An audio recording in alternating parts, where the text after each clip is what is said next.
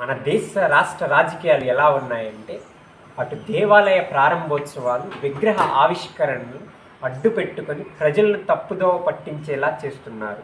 4 ఏళ్లలో గుర్తుకు రాని ఆలయ ప్రారంభోత్సవం, విగ్రహ ఆవిష్కరణ సరిగ్గా ఎన్నికల దగ్గరకు వచ్చేసరికి వాటిని ప్రారంభించి, వాటిని ఆవిష్కరించి ప్రజల్ని ఒక రకమైన ఎన్నికలకి ఓటు వేసేలాగా మార్చే విధంగా వాళ్ళు ఆ వ్యూహాలను ప్రదర్శిస్తున్నారు.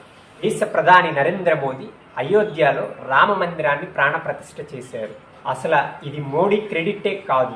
అంతిమ తీర్పిచ్చింది అత్యున్నత న్యాయస్థానం. వెచ్చించింది ప్రభుత్వ ధనం కాదు, నిర్మించింది ట్రస్ట్ ద్వారా వచ్చిన డబ్బులతో. మరి ఇందులో మోడీ క్రెడిట్ ఏముంది? ఒకవేళ బీజేపీ కృషి ఉంటే అది అప్పట్లో ఎల్కే అద్వానీ, జోషి లాంటి వారు చేశారు. ఇక్కడ వారిని పిలవకుండా స్వార్థపూరితమైన విధానంతో మోడీ ఒక్కడే లోపలికి వెళ్ళి దాన్ని ప్రాణప్రతిష్ఠ చేశారు. ఎక్కడ వాళ్ళు వస్తే వాళ్ళ క్రెడిట్ దొరికిద్దేమోనని చెప్పి ఒక రకంగా వీళ్ళందరినీ పిలవకుండా ఆయన ఒక్కడే లోపలికి వెళ్ళి దాన ప్రతిష్ఠ చేశారు.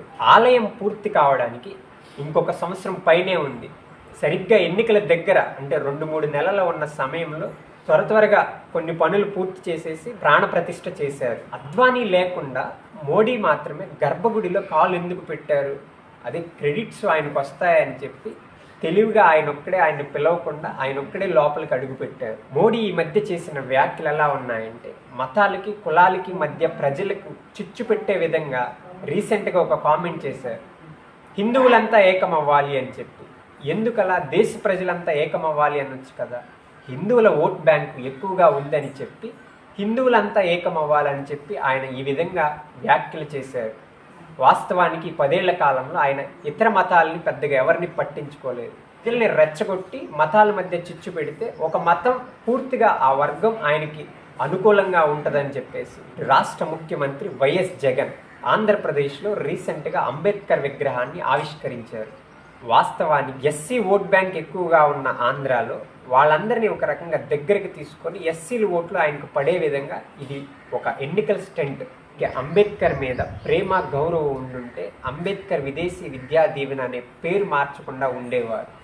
ఆ పేరు తీసేసి ఆయన పేరు పెట్టుకున్నారు. ఇట్లాంటి ఇంటర్నల్గా ఉండేవి ప్రజలకి పెద్దగా తెలియదు పేర్లు మార్చడం అనేది అదనేది. అదే విగ్రహాలు అయితే అది ప్రజలకు కనపడేది. దాని ద్వారా వాళ్ళని ఈజీగా తప్పుదోవ పట్టించి దగ్గరికి లాక్కోవచ్చు. ఇప్పుడు చదువుకునేవాడికి పేరు మార్చాడంటే ఏం తెలిసింది? ఏమీ తెలియదు. అదే విగ్రహం అయితే అది అంబేద్కర్ విగ్రహం అక్కడ పెట్టారు, మా కులం మా మతం అనే ఆకర్షించే విధంగా ఇలాంటివి ప్రదర్శించారు. ప్రజలు ఇటువంటివి గుర్తించి నాయకులకు బుద్ధి చెప్పాలి. ఇది జగన్ మోదీ ప్రభుత్వాలకు వ్యతిరేకంగా చేసిన వీడియో అయితే కాదు.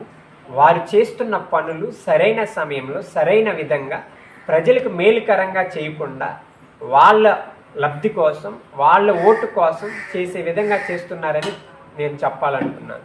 Thank you.